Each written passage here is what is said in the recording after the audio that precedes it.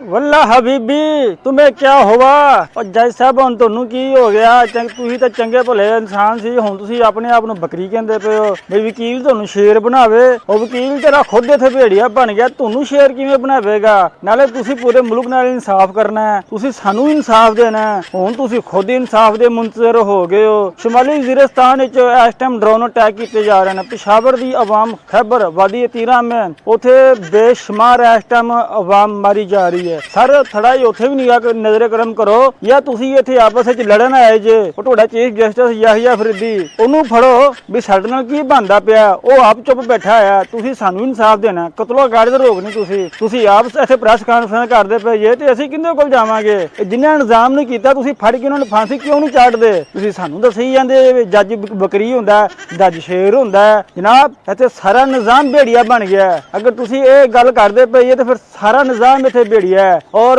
ਆਵਾਮ ਇੱਥੇ ਬੱਕਰੀ ਬਣੀ ਹੋਈ ਹੈ ਜਿੰਦਾ ਦਿਲ ਕਰਦਾ ਉੱਤੋਂ ਜੰਗ ਚ ਮੱਟਾ ਪਾ ਕੇ ਖਾ ਜਾਂਦਾ